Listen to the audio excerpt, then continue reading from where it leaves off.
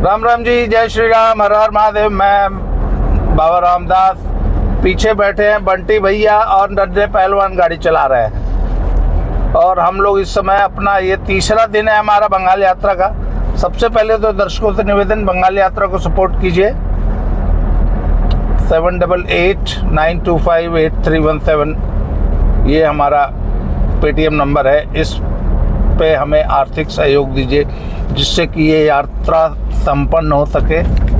आपके सहयोग से ही हो पाएगी। हाँ, तो बंटी भैया क्या बता रहे थे? मोनालिसा जी के पतिदेव पर पॉक्सो लग गई, मैंने सुना। हाँ, पॉक्सो ही नहीं, दलित उत्पीड़न का मामला भी है। हाय मैया, दलित मेहरारू बियाह के उत्पीड़न भी कर दिए। बियाह कहाँ किए? वो शादी नहीं हुई थी, निकाह नहीं हुआ था। निकाह हुआ था। हाँ। वही क्या पूरा मैटर बताइए जरा। बियाह वो हुआ है कि अनुसूचित जनजाति आयोग ने चेक किया है। मोनालिसा के परिवार के लोगों ने मुकदमा किया था, आवेदन दिया था जी कि वो नाबालिग है और उसको बहला फुसला कर वो लेकर चले गए हैं। अच्छा, पेरेंट्स ने वाद किया था कि हमारी बेटी तो नाबालिग है। ओके। हाँ जी, उसमें जो SC/ST आयोग है, आयोग ने उनके सारे सर्टिफिकेट्स चेक किए हैं जिसमें 16 वर्ष 2 महीने की पाई गई। और उनका आरोप था कि मेरी शादी उनके परिवार के लोग करा रहे थे जो ब्याह करा रहे हैं, मेरे किसी बुआ के रिश्ते में लगने वाले बेटे से तय की। तो उन्होंने भाई के साथ मैं कैसे शादी करूंगी, इसलिए उन्होंने वो कर लिया। मतलब भाई के बदले कसाई के यहाँ जाना उचित समझा उन्होंने। अच्छा, तो अब कसाई जी जो हैं उनके परिवार ने भी उनके साथ छोड़ दिया है। कसाई जी के जो परिवार हैं फरहान साहब के, उन्होंने भी कहा कि नहीं, ये उन्होंने गलत किया। और रहने वाले महाराष्ट्र के हैं और इसका उपयुक्त स्थल तय किया गया इस निकाह का केरल। अच्छा, तो इसमें भी आप समझ सकते हैं केरल क्यों तय किया गया। और रहने वाली मध्य प्रदेश की यहाँ, और फेमस हुई थी कुंभ नगरी आपके प्रयागराज, आपके उत्तर प्रदेश। तो आयोग ने टोटली चेक कर लिया है और चेक करने के बाद FIR दर्ज करा दी है। आयोग ने ही, आयोग के आदेश पर FIR हुआ है, SC/ST आयोग ने। तो दलित का भी उत्पीड़न उन्होंने किया है, ये भी लगा है। तो दलित उत्पीड़न और पॉक्सो मैंने नाबालिग बच्ची को बहला फुसला कर उसका, अब हो सकता है कि मुकदमा यूपी में होता तो लव जिहाद का भी कुछ लगता, उसमें धर्मांतरण का भी लगता, अगर यूपी में होता तो। अच्छा, नन्हे पहलू ने एक बात बताइए, ये जितने ये जो इंस्टाग्राम सेलिब्रिटीज होते हैं, ये बेचारे बहुत जल्दी किसी न किसी कंट्रोवर्सी में फंस जाते हैं। क्या ये क्या है? मतलब आप इसको कैसे? बाबा जी, एक्चुअली जो ये सोशल मीडिया की लाइफ है ना, इसकी सबसे बड़ी प्रॉब्लम है लाइमलाइट में बने रहना। भाई, सोशल मीडिया पे ये जो इन्फ्लुएंसर शब्द है, इसका मतलब है कि आप किसी आम व्यक्ति के जीवन में क्या उसमें इन्फ्लुएंस कर रहे हैं। पहले ये काम भांडवुड करता था, उर्दूवुड, वो इन्फ्लुएंसर्स होते थे। तो अब जब सोशल मीडिया जब स्ट्रांग हुआ तो वहाँ भी इन्फ्लुएंसर्स पैदा हुए। पर इन्फ्लुएंसिंग में सबसे बड़ी प्रॉब्लम है कि आपको हमेशा मौके पे दिखना है। तो उसमें कहते हैं, कहावत है पुरानी, भाई बदनाम हुआ तो क्या हुआ, नाम तो हुआ। गुड पब्लिसिटी चाहे bad publicity, publicity is publicity. तो आपको हमेशा न्यूज़ में बने रहना है। अब इंस्टाग्रामर्स हों या फेसबुक या यूट्यूबर्स, एक प्रॉब्लम है ना, कंटेंट तो कोई बहुत होता नहीं है। कंटेंट सबके पास होता है रेपिटेटिव। तो कोई आपका कंटेंट ऐसा क्या एक्सक्लूसिव आप दिखा रहे हैं? भाई, हम तो एक बात अपने चैनल पे कहते हैं ना कि हम नहीं मानूंगा कि 200 सीट आ रहा है। हम जाऊंगा बंगाल जाके देखूंगा, फिर बताऊंगा कि 200 आ रहा है कि 220 आ रहा है, क्लीन स्वीप हो रहा है कि क्लीन स्वीप कर रही है ममता बीजेपी का। तो कुछ आपके कंटेंट में एक्सक्लूसिव होना चाहिए। तो मोनालिसा का कंटेंट कुछ एक्सक्लूसिव तो था नहीं, तो उन्होंने कहा कि लो ये कुछ नया कर देती। तो मोनालिसा ने एक विधर्मी से, आप याद होगा एक बार बंटी भैया जी, ये एक बार यूट्यूब अपना सोशल मीडिया पे एक लड़की अचानक पॉपुलर हुई, वो चूल्हा लीपते हुए गाना गा रही थी। फरमानी हैदर नाम था। मिलो न तुम तो हम घबराए, मिलो तो आँख चुराए, हमें क्या हो गया है। वो वहाँ का एक स्थानीय यूट्यूबर था, उसने उसका वो गाना रिकॉर्ड किया या चाहे जैसे भी, और वो बहुत ज़्यादा पॉपुलर हो गई। फिर वो उसके गाने आने लग गए, पर वो 2, 4, 10, 20 वीडियो के बाद फेड आउट हो गई। लेकिन एक चीज़ मैं आपको बताऊं, है मेरे पास भाई, ये जितने लोग इस तरह की चर्चाएं हम लोग कर रहे हैं, वो फरमानी हैदर शायद वेस्टर्न यूपी की थी मेरे ख्याल से। हाँ वेस्टर्न और एक हम लोग जहाँ जा रहे हैं अभी कोलकाता में, एक याद होगा आपको स्टेशन पर गीत गाते हुए रानू मंडल, मैं उन्हीं या मोनालिसा, मैं उन्हीं पे आ रहा था बंटी भैया। ये लोग सेलिब्रिटीज नहीं हैं, ये ध्यान रखिएगा आप। हमारे आपके या जो भी लोग थोड़े से क्रिएटिव होते हैं, उनके कैमरे में ये लोग कैद हो गए। फरमानी हैदर को भी दूसरे कैमरे ने कैद किया, रानू मंडल को भी या मोनालिसा को भी। तो किसी क्रिएटिव व्यक्ति की ये उपज होती है, इनकी अपनी मेरिट तो कुछ होती नहीं है। और लेकिन इनको जो नाम इनका बड़ा हो जाता है, उसके चलते उसमें इनको भ्रम हो जाता है कि नहीं ये मेरी उपलब्धि है और मेरा क्रिएशन है या मेरी जो मेरिट है उसके आधार पर मैं चर्चित हूँ। और इसकी पोल कुछ दिनों में खुल जाती है, उसमें केस मुकदमे, नाम और बाकी और बुरी स्थिति होती है। लेकिन मोनालिसा अब तक जिंदा है, इसका मुझे सुकून है, क्योंकि जितनी इसको समझ है, कानून भी कहता है कि 16 साल 2 महीने की लड़की को उसका विवेक का इस्तेमाल कोर्ट भी नहीं करता है। सिर्फ पॉक्सो में एक अलग बात है, लेकिन जनरली माना जाता है कि वो उस समय जो भी बयान देगी उसको नाबालिग मानकर अमान्य माना जाएगा, पॉक्सो के अलावा। और कोर्ट में आपको याद होगा कि अगर लड़की इस 18 साल से कम उम्र के किसी के प्रेम में भाग भी जाती है और लाख बयान देने के बाद उसको या तो लड़की के घर भेजा जाता है, नहीं तो रिमांड होम भेजा जाता है। मतलब माना जाता है कि ये उस योग्य नहीं है कि कोई निर्णय कर सके अपने शादी का 18 साल की उम्र तक। तो इस लिहाज से भी ये नाबालिग थी, तो इसने किया कम है, इसे कराया ज्यादा गया जो भी इसने किया, ऐसा मेरा चार्ज। मैं बंटी भैया की बात में एक बात ऐड कर दूं कि मैं भी बहुत खुश हूं कि वो अभी अपने पैरों पे चल फिर पा रही हैं, किसी फ्रिज या किसी नीले ड्रम या किसी सूटकेस में नहीं मिली। नहीं, मैं आपको बताऊं, वो साकिब मियाँ का निकाह हुआ कुनिका शर्मा से, है ना, वो भी यूट्यूब कपल है, तो उस पर बहुत लोगों ने कमेंट किया। वो साकिब मियाँ सो रहे हैं तो वो हिजाब बांधने की प्रैक्टिस कर रही थी कुनिका शर्मा जी, तो लोगों ने कमेंट किया कि एक बार जरा सूटकेस में बंद होने की भी प्रैक्टिस करो, फ्रिज में भी देख लो कैसा लगता है, नीले वाला ड्रम भी ट्राई कर लो। तो बात तो सही है, मोनालिसा को भी सूटकेस, अभी सूटकेस से बच गई कि है भी खतरा बना हुआ है बंटी भैया? नहीं, अब तो बच जाएंगी, क्योंकि अब ये तय हो गया कि वो नाबालिग हैं, तो अब तो उनको भारी पड़ गया। जो लोग इनको इस लिहाज से बना रहे थे, ये बच जाएंगी। अब उन पर जो भी मालिकाना हक है वो या तो रिमांड होम का है, ज़्यादा दिमाग लगाएंगी तो रिमांड होम में जाएंगी, या वो अपने माता पिता के पास जाएंगी। तो अभी तक जो उसका फैमिली है, माता पिता या परिवार ने, उसने सरेंडर नहीं किया। मुझे लग रहा है कि अगर अभी 18 महीना और चाहिए उनको बालिग होने के लिए, अगर और कोई खतरा मोलना चाहती हैं, दूसरे सूटकेस में जाने का खतरा मोलना चाहती हैं, तो उसमें अभी 18 महीना और उनको लगेगा, उसके बाद वो मोल सकती हैं। लेकिन इस फरहान नाम के जो भी भय था उससे तो मुक्ति उनको मिली है, और उसको भारी पड़ा है ये कृत्य। अच्छा, ये बताइए, हम लोग कितने बजे तक शाम तक धनबाद पहुंच जाएंगे? नन्हे पहलवान, अभी क्या टाइम हुआ है? हम लोग 4:30 बजे तक पौने 2 बज रहे हैं जी, यहाँ से मान लीजिए 2.5 घंटे। 4:30 बजे तक पहुंच जाएंगे हम लोग। तो धनबाद के बाद शुरू होगा? धनबाद के बाद से ही बंगाल लगभग कहाँ से? बस थोड़ी दूर के बाद से ही वहाँ से शुरू ही हो जाएगा। क्या हनुमान जी का झंडा बेचा जा रहा है? नहीं, मैं बता रहा हूँ, आगे चल के पहले छोड़ देते हैं इसको। इसमें नेक्स्ट स्टेशन उसके बाद धनबाद के बाद वो बंगाल ही हम लोग का शुरू हो जाएगा। मतलब हम लोग तो बाई रोड चल रहे हैं, जो एरिया तो बंगाल की रिपोर्टिंग जो है धनबाद के बाद शुरू होनी है। हाँ, आसनसोल, बर्धमान, दुर्गापुर, जो कीर्ति आजाद और शत्रुघ्न सिन्हा दोनों का क्षेत्र है। पहले आपको शत्रुघ्न सिन्हा का पड़ेगा सटे हुए, और उसके बाद कीर्ति आजाद का क्षेत्र पड़ेगा। दोनों बिहार से जाकर वहाँ सांसद हुए, और काफी पूर्विया लोग हैं। अच्छा, पर एक चीज है नन्हे पहलवान, जैसे अभी हम लोग जिस, मान लीजिए, रोड के जिस स्ट्रेच से गुजर रहे हैं, इस स्ट्रेच पे पूरी तरह है ट्रक वालों का कब्जा दिखाई दे रहा है, और इस रोड पे अभी भी जो है प्राइवेट ट्रैफिक या कमर्शियल ट्रैफिक, जैसे बसेस बहुत कम दिख रही हैं इस रोड पे। मुझे एक भी बस नहीं दिखी। आप जीटी रोड पर हैं और 2 पहाड़ों के बीच चल रहे हैं, तो बसेस वहाँ रहेगी ना, जहाँ पब्लिक को उतरने की संभावना ज्यादा रहेगी। नहीं, वैसे भी पीछे से भी हम लोग आ रहे हैं, तो इस रोड पे बस है, लेकिन टाइम टू टाइम है, कम है, बस कम है। और प्राइवेट गाड़ियां, कारें, उनका भी ट्रैफिक कम है। ट्रक का ज्यादा जीटी रोड पर है। और हाँ, इस रोड पे ट्रक का कब्जा है, मैं देख रहा हूँ, कलकत्ता तक रहेगा। पर नन्हे पहलवान अमृतसर वाले रूट पे ही नहीं। बाबा जी, एक बात बताऊं, जिस एरिया में ट्रकिंग दिखे ना, इसका मतलब है वहाँ इंडस्ट्री है। आपने कहा ना अमृतसर में ट्रक दिखते कम है, हाँ, दिल्ली अमृतसर में ट्रक बहुत कम दिखने लग गए हैं। क्योंकि असी ताजी कनेडे ਨੂੰ जाना है, ट्रक उत्थे चलाना है। इंडस्ट्री, एक मिनट, राइस मिलिंग के अलावा कुछ बचा है पंजाब में माफियागिरी के अलावा? या चिट्टा, स्मैक, अफीम, भुक्की? वो फीम तो दवाई है, थोड़ी थोड़ी लेनी चाहिए, वो बीपी बुपी सैट रहिंदा है।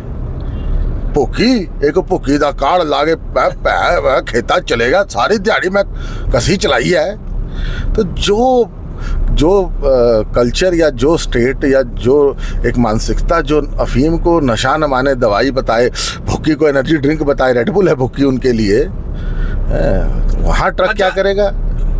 एक बंटी भैया जी, एक और मैंने डिफरेंस देखा। हम लोग जैसे भाई दिल्ली अमृतसर, दिल्ली चंडीगढ़ पे तो बहुत रेगुलर चलते हैं ना, हर हफ्ते एक ट्रिप हो जाता है। तो वहाँ पे मैंने देखा है कि बहुत हेविली कमर्शलाइज्ड। क्या आ गया? अब छोटा केला मांग रहे थे। नहीं, छोटा केला नहीं है, वो वाला नहीं है जो मैं मांग रहा था, वो केला नहीं है। बड़ा अच्छा दिख रहा है इस लड़के। अरे अंगूर हर जगह मिलेगा मुझे। वो यहाँ का लोकल एक छोटा छोटा केला आता है। बंटी भैया नौगछिया का भी वो केला बड़ा, आपके बिहार में हाजीपुर वाला, वो भी उसका एक अजीब सा ना खट्टा मीठा टेस्ट होता है। चिनिया केला हम लोग बोलते भी हैं। क्या बोलते हैं उसको? चिनिया देहाती भाषा में। अच्छा, चिनिया केला। हाँ, और हाजीपुर केला के लिए फेमस है, मुजफ्फरपुर लीची के लिए फेमस है। तो हाँ, खैर मुजफ्फरपुर की लीची तो खैर वाकई। तो हम बात कर रहे थे कि दिल्ली अमृतसर, दिल्ली चंडीगढ़ रूट पे 5 स्टार ढाबे, बहुत बड़े बड़े महंगे वाले, जहाँ 250-300 रुपए की एक प्लेट दाल फ्राई बिकती है, वो वाले ढाबों का कब्जा है। और अच्छा, मैं चूंकि राइडर हूँ तो मैं राइडिंग करता हूँ, तो मैं हमेशा ना ऐसे ढाबे पे रुकना पसंद करता हूँ जहाँ मुझे चारपाई मिल जाए। क्योंकि मैं घंटा 2 घंटा जब मैंने बाइक चलाई होती है तो मैं रोड पे, मेरी एक बड़ी फेमस फोटोग्राफ भी है, जहाँ एक बार हम लोग जैसलमेर गए थे तो 5 मिनट के लिए राइड रुकी थी, तो मैं सड़क पे ही लेट गया था। वो तो कि एक मित्र ने मेरी फोटो खींच ली थी, वो बड़ी फेमस फोटो है मेरी। तो मैं ऐसा जगह ढूंढता हूँ जहाँ मुझे खटिया मिल जाए। तो भाई साहब पूरे रूट पर खटिया वाला ढाबा ढूंढना मुश्किल हो जाता है। लाइन ढाबे बचे ही नहीं है दिल्ली अमृतसर, दिल्ली चंडीगढ़ रूट पे। पर यहाँ मैं देख रहा हूँ कि लाइन ढाबों का तो वर्चस्व है। हाँ, इसका मतलब ये पूरा रूट कमर्शियल रूट है। बिल्कुल, कोलकाता से लेकर। और मुझे तो लगता है कि ट्रकों के लिए जब आप एकदम, आप समझ लीजिए कि भाई ट्रकिंग मीन्स इंडियन इकोनॉमी की रीढ़। क्यों? तो मुझे तो यहाँ आके मुझे समझ में आया कि यार ट्रकिंग के लिए तो स्पेशल हाईवे बनाने की जरूरत है, एक्सप्रेसवे टाइप, जो हो ही सिर्फ ट्रकर्स के लिए। इस देश का ये सबसे पुराना रोड है, जो चीरो, हाँ। जानते हैं, चर्चित, जब हिंदुस्तान पाकिस्तान एक हुआ करता था, और उस समय भी ये ट्रकों के लिए ही इस्तेमाल होता होगा। मैं नहीं कह रहा हूँ कि और लोगों के लिए नहीं होता होगा, क्योंकि ये कमर्शियल रूट ही था। ये बात आपकी सही है, एक अलग रूट होना। क्योंकि हम लोग दिल्ली मुंबई पे भी चल के देख लिए हैं, दिल्ली अहमदाबाद, अपना मुंबई अहमदाबाद भी देख लिए, मुंबई नासिक पुणे सब देख लिए। इतना ट्रकों का, हालांकि दिल्ली मुंबई पे भी ट्रक काफी दिख रहे थे, राजस्थान से, याद है नन्हे पहलवान। पर कुल मिला के इसका, मुझे आज तक बाबा जी इंडस्ट्री अगर किसी एक स्टेट में दिखी ना, भाई लोग कहते हैं नरेंद्र मोदी ने क्या किया। नरेंद्र मोदी ने हर 2 से 3 से 5 किलोमीटर बाद एक छोटी सी इंडस्ट्री बसा दी पूरे गुजरात में। और तमिलनाडु में इससे भी ज्यादा है। तमिलनाडु आप जाके देखिए, हर 10 किलोमीटर बाद बाबा जी, बड़ा मैं सच बताऊं, जिस देश, जिस स्टेट की लीडरशिप सबसे करप्ट हो, उस स्टेट में जाना मैं तो पसंद ही नहीं करूंगा। जो AIADMK और DMK को जिताए, अन्ना मलाई जैसे ईमानदार व्यक्ति के सामने। देखिए उस पर तो एक अलग से 20 मिनट का वीडियो हो जाएगा मेरा आपका। देखिए मैं भी गया था एक बार तमिलनाडु, तो मैंने पूछा, मैंने कहा यार एक बात बताओ भाई, हमने तो जयललिता के करप्शन के किस्से सुने थे कि उसका 35% फिक्स है। बड़ी भैया बड़ी मजेदार बात है। हाँ। तो जो मेरे लोकल होस्ट थे उन्होंने एक बड़ी मजेदार बात बताई मुझे। उन्होंने कहा भैया 35% फिक्स है, पर जो बचा हुआ 65% है ना, उसमें से 1 रुपया की भी फिर हेरा फेरी नहीं हो सकती। तो वो 65% जिस राज्य का बजट विकास कार्यों में लग रहा है, और इंडस्ट्रियल डेवलपमेंट तो भाई गजब का है तमिलनाडु में। मैं हुआ क्या कि मुझे याद है, मैं करूर से आई थिंक ईरोड जा रहा था, ऐसे ही जा रहा था, करीब 100 किलोमीटर की मेरी बस की यात्रा थी। तो बंटी भैया बस मैंने पकड़ी, तो बस चल रही थी, तो हर 10 किलोमीटर बाद एक छोटा सा टाउन आ रहा था। तो मैंने गूगल खोल रखा था, हर उस टाउन के बारे में मैं पढ़ता जाता था कि अब बस कहाँ पहुंची है। तो ना बड़ी जबरदस्त भीड़ थी बस में, और सारे इंडस्ट्रियल वर्कर्स जो है उस बस में ट्रैवल कर रहे थे, और स्टैंडिंग भी कम से कम 50 सवारी थी, और नन्हे पहलवान गाने लगा रखे थे तमिल।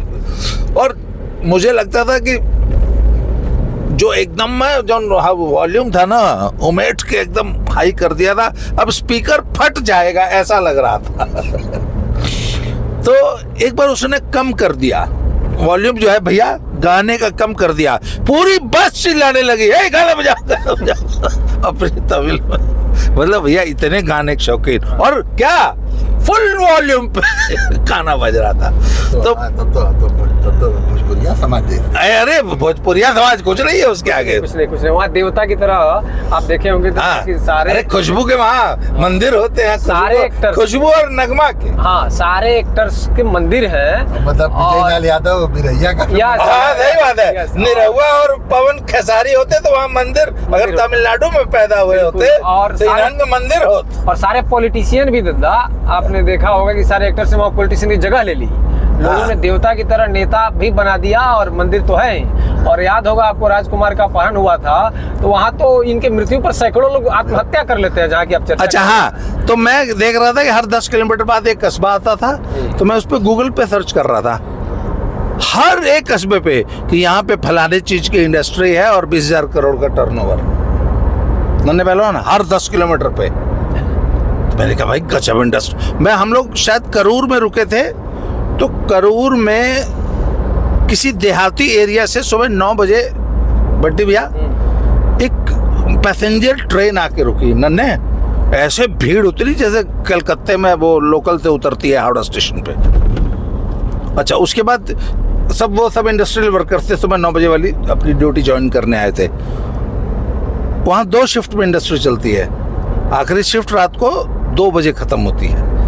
अच्छा, तो मेरे साथ मेरे मित्र थे जो, उन्होंने बताया कि देखिए आप एक चीज़ नोट करिए, कोई महिला ऐसी नहीं थी जिसने 10-20 तोले गहना अपने शरीर पर पहन न रखा हो, इंडस्ट्रियल लेबर। उन्होंने कहा ये इनमें से बहुत सारी रात को 2 बजे शिफ्ट से निकलती हैं, और लॉ एंड ऑर्डर की ये स्थिति थी कि एक महिला बंटी भैया जो 2-4 लाख का गहना पहन के रात को 2 बजे चल रही है रोड पे, क्या सेंस ऑफ सिक्योरिटी पहन के दिखाने इस वक्त, सेंस ऑफ सिक्योरिटी देख लीजिए ना। आज पंजाब की सेंस ऑफ सिक्योरिटी है बंटी भैया कि अगर आप पानी चढ़ा हुआ पितरी भी पहन लेना है तो आपका गर्दन पक्की कटेगी, छिनैती फिक्स है।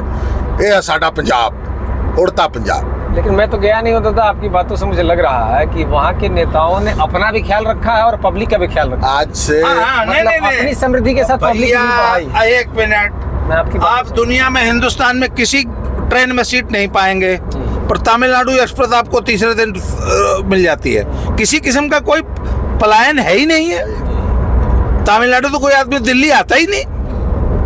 क्यों जाएगा? नहीं आते सफेद पैंट, सफेद शर्ट, सफेद कुर्ता, सफेद धोती, सिर्फ राजनेता लोग। हाँ, आम पब्लिक ट्रेवल ही नहीं करती। क्यों? पलायन नाम की चीज ही नहीं है, इतनी ज्यादा इंडस्ट्री है। तो भैया एक मिनट, और उसके बाद एग्रीकल्चर, नन्हे पहलवान जो अच्छा मैं गया। अच्छा, मुझे चूंकि गांव देखने का शौक है, तो मैंने अपने होस्ट से बोला कि यार मुझे गांव दिखाओ। तो मैंने बोला पर ठेठ गांव दिखाओ, एकदम नन्हे पहलवान। बड़ा मजेदार किस्सा है भैया, ठेठ गांव में ले गया मुझे, मैकडॉनल्ड्स, पूमा और नाइकी के शोरूम, पिज्जा हाउ। अरे मैंने कहा यार ये है, मैंने कहा गांव में बोला था यार। बोले भैया यही गांव है। मैंने कहा नहीं, वो झोपड़ी वाला बोला वो गांव ना तमिलनाडु में। एक से एक बड़े शोरूम गांव में, डेवलपमेंट का ये हाल, लॉ एंड ऑर्डर इतना अच्छा। तो अभी हम लोग साहब चल रहे हैं, ये देखिए कौन जिला है जी? हजारीबाग क्रॉस कर गए। हजारीबाग क्रॉस कर लिए हम लोग। तो 2 घंटे 3 घंटे में हम लोग पहुंच जाएंगे कहाँ? धनबाद। तो धनबाद के आगे फिर बंगाल की रिपोर्ट है। अभी तक तो हम लोग गपाष्टक, एक होती है गप, दूसरी होती है गपाष्टक। तो अभी तो गपाष्टक चल रही है हम लोग की। तो धनबाद पहुंच के फिर असली रिपोर्टिंग चुनावी शुरू करते हैं। इस वीडियो के लिए इतना ही। सभी बाबा जी, हाँ सच में भाई तमिलनाडु एक्सप्रेस में 13 तारीख की सीट अवेलेबल है फर्स्ट एसी में। हाँ बिल्कुल। मान क्या मैं आपकी बात भाई? क्यों नहीं मान रहे आप? दुनिया मान रही है। आप सच में देखिए बंटी भाई, आगे आगे। समझ गया मैं। 12,622 तमिलनाडु एक्सप्रेस नई दिल्ली से MGR चेन्नई, फर्स्ट एसी 5375 रुपए, अवेलेबल 3 सीट। ये क्रेडिबिलिटी है दादा की, ये होनी चाहिए। जो कहे नहीं, मैंने कहा ना कि तमिलनाडु या साउथ जाने वाली किसी भी ट्रेन में मैं प्रभावित आपको इजीली सीट मिलती है। लेकिन जो आपने ग्रैंड कहा, ट्रंक एक्सप्रेस में 2 सेकंड एसी में 6 बेटी। जो आपने कहा कि वहाँ इस तरह के लोगों की समृद्धि है छोटे छोटे जगहों पर, यानी वो नेताओं ने अपनी समृद्धि के अलावा जनता का भी ख्याल रखा है, तभी भैया एक minute, industry, law and order दोनों बात बिल्कुल। तो कभी और इस वीडियो को जब हम बना एजुकेशन रहे हैं, भी- एजुकेशन भी दिन होगा। का 1:58 हो रहा है और वीडियो का स्क्रीनशॉट मैं नई दिल्ली तो MGR सेंट्रल का स्क्रीनशॉट डालूंगा कि देखिए सच में भाई सीट अवेलेबल है। तो चलिए आज की चर्चा को यहीं समाप्त करते हैं और हम लोगों की बंगाल यात्रा को सपोर्ट कीजिए। जो कुछ घंटों में बंगाल, थंबनेल पे भी नंबर लिखा है 788 925 8317, और शाम तक हम लोग हावड़ा पहुंच रहे हैं। तो आज शाम का भोजन हावड़ा में। तो आज के लिए इतना ही। Thank you very much. जय श्री राम। जय जय श्री